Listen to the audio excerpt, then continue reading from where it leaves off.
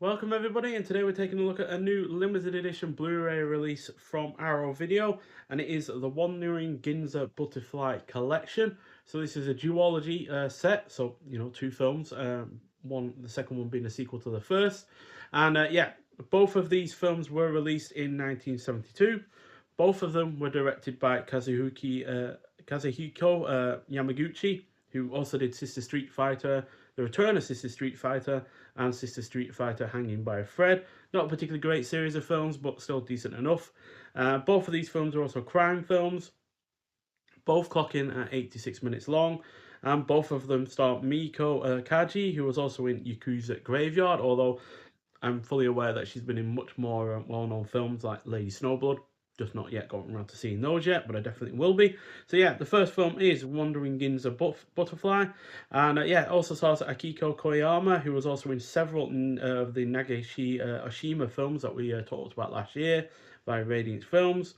You also got Yo-Yo Watanabe, who was in Yakuza Wolf, and Koji Nanbara, who was in 11 Samurai, which is another Arrow Video release we looked at recently.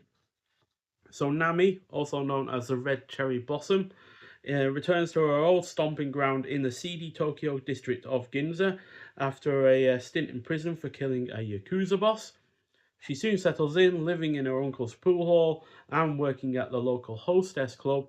But when ruthless Yakuza Owada attempts to take control of the club, Nami and her uncle devise a plan to take him down. So although this isn't devoid of violence and action, as the final act certainly isn't short on that, this is much more interested in its characters, as well as building its atmosphere and sense of place, which it is highly effective at. So yeah, the region of Tokyo that they're in is lit with like neon signs and massive billboards and such, and yeah, it's just a really colourful looking film overall, and that is helped by the fact that the cinematography is great.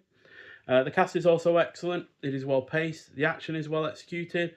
The plot is predominantly engaging, and it really doesn't outstay its welcome. So, yeah, overall, a really good film and gets 4 out of 5. So I'll just show you the poster artwork. I think it's the same as what's on the front of the thing outside of the collection bit. So then we also have the artwork, new artwork at least for the second film. So the second film is Wandering Ginza Butterfly 2, She Cat Gambler. And yeah, starring alongside our lead, Maiko Kaji, we have Shinichi Chiba, also known as Sonny Chiba. He was in, I've seen him in 19 other films, and just this alone this year, we've talked about him in the likes of Japanese Godfather and The Resurrection of the Golden Wolf. We also have Tamio Mitsukawa, who was in Sister Street Fighter Hanging by a Thread, so which came out 2 years after. Sorry, 2 years after this. So yeah, she'd join up with the director again. So Nami is looking for Hoshiden, who is a man who murdered her father and shattered her once hopeful childhood. But living under an assumed name, Hoshidan could stay hidden forever. So even though this isn't without its lighter moments, there is a couple of comedy scenes here. The majority of this is much darker and more violent than its predecessor, which suitably fits its central theme of revenge and what it can cost. The cast is once again great. The cinematography is even better this time around. The action violence are a bit more spread out, so it's not quite as end heavy like it was in the first film. The final action scene is on the slightly more visceral side of things, which is helped by the camera work, and on the whole, this matches its predecessor despite being a different beast in terms of tone. So yeah, this also gets a 4 out of 5, quite frankly, and yeah, both of these have been really enjoyable to watch. And especially considering, like I said, I've seen a few films from the director before. Yeah, none of those three even come close to matching this, quite frankly, because the first Sister Street Fighter was decent, but the other two were a little bit of a letdown in comparison. So, yeah, it's really nice to see earlier films from him that he's really excels at. So, yeah, and I really love this new artwork that we've got on the go here, which has been done by Andy Bourne. And yeah, I really love the artwork. It really does match the kind of colourful like look of the films in general. So yeah, the new artwork there, and then we've got a shot from the film on the back, which is Miko Kaji. And yeah, inside the booklet we get cast and crew. Then we get Wandering Ginza Butterfly Yakuza Women by Camille Zorin, about the presentation and production credits. as well as shots from the films throughout. So that is Ryuji. Um, for some reason, I'm not sure why, but there is also a character in the second film called Ryuji, and even though some people have said that he is the same character as in the first film, I don't believe that for a second, for one obvious reason, but I won't get into that. But yeah, I don't know why some people think that it is the same character.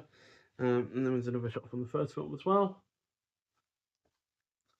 And yeah, Um, both films are presented in their original 235 to 1 aspect ratio with mono Japanese audio. The restored high definition master for Wandering Ginza Butterfly was provided by Toei. However, the second film was restored by Heavenly Movie Company, and source scans were provided by Toei. And yeah, the second film definitely looks better than the first. I don't think Toei's probably done much to the film itself, although, like I've said in the past, they generally have kept their their film elements in quite good condition regardless. But whatever's been done to the second film does make it look a lot better than the first. And yeah, it's also had audio remastering as well. And yeah, it looks and sounds great regardless of which film, but the second film definitely is noticeably that little bit better. And then we have the disc itself. So both films are on the same disc.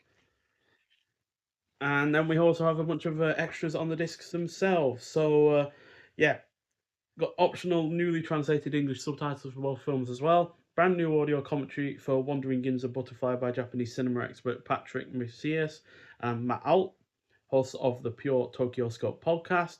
Then he got archival audio commentary for the first film by Japanese cinema expert Chris D.